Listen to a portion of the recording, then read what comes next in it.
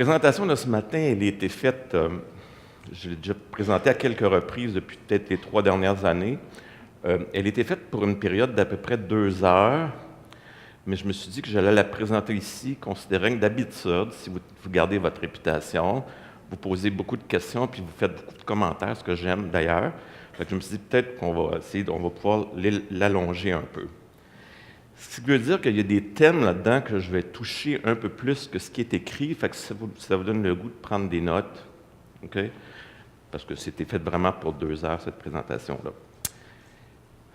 Celle de cet après-midi, ceux qui viennent, je vous avoue, ça ne sera pas capté pour commencer, que je n'aurai pas le cash, je pense, mais ça sera capté.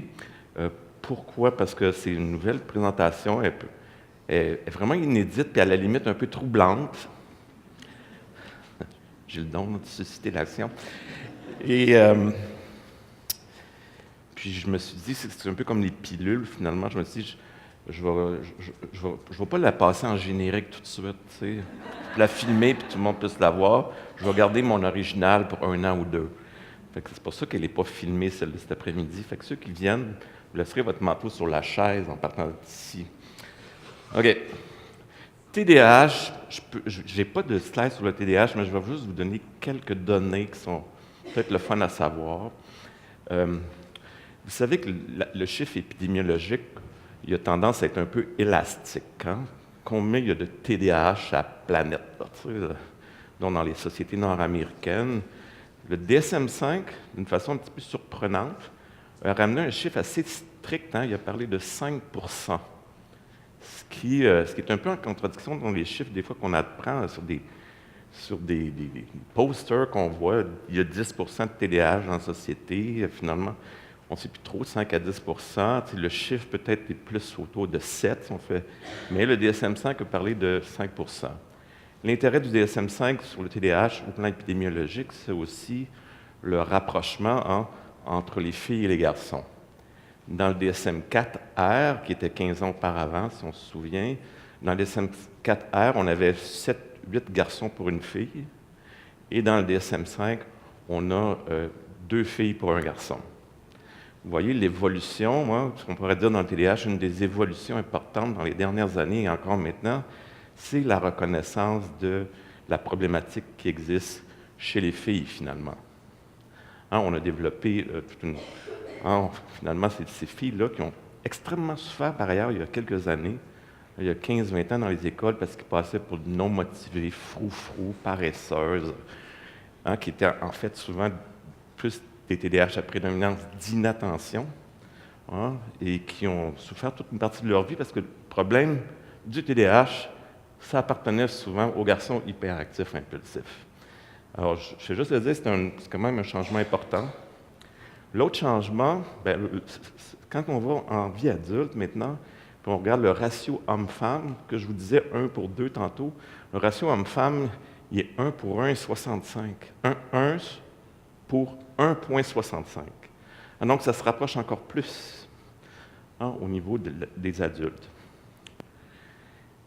Si je vous demandais, pour vous mettre en train, d'estimer c'est quoi le pourcentage pour un enfant ou un adolescent qui a un TDAH, le pourcentage de cet enfant-là qui a encore des symptômes suffisamment importants dans la vie adulte pour être traité.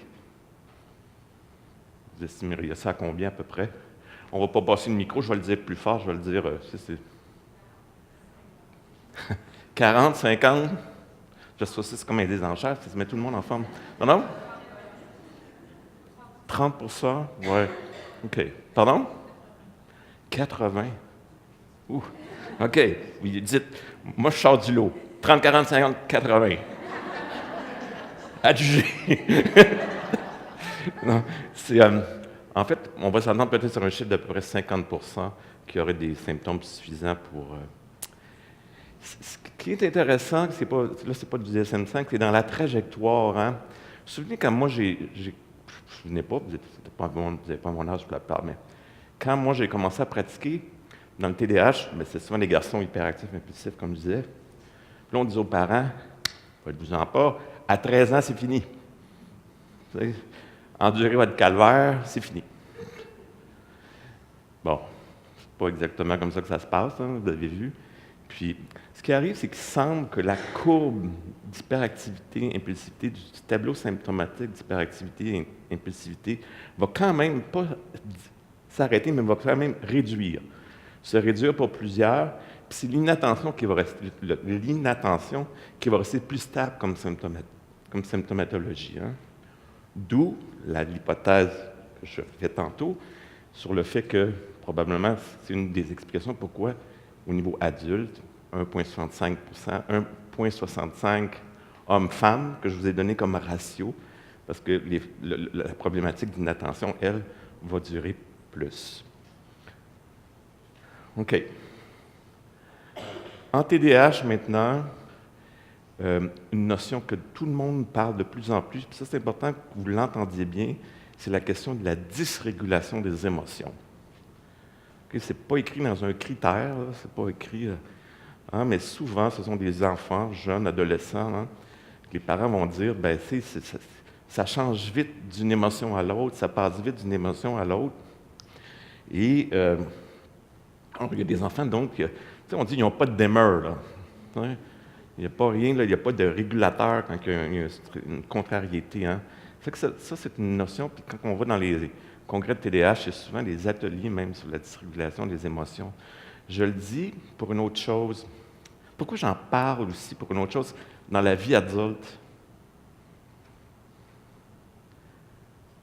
Ah, là, si je me le sors, là, allez-y. OK.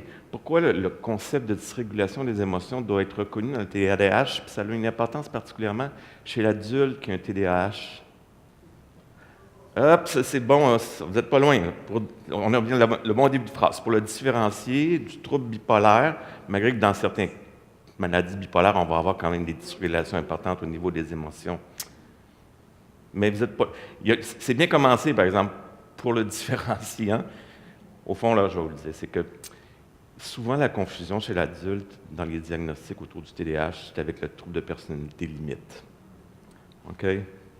C'est quoi une des caractéristiques aussi des troubles de personnalité limite? Ils ont souvent les émotions qui sont dans qui sont dans les extrêmes. Puis c'est pas si évident que ça. Hein? Quand on a commencé à parler du TDAH adulte, c'est pas une notion qui date de 40 ans, là, le TDAH adulte. Okay? Quand on a commencé à parler de ça, il y a eu beaucoup de gens qui avaient des diagnostics de troubles de personnalité limite, qu'on s'est posé des questions. Est-ce que ce ne serait pas des jeunes adultes TDAH, hein, à cause de ce phénomène de dysrégulation des émotions? J'amène des choses un peu nouvelles qu'on ne parle pas nécessairement.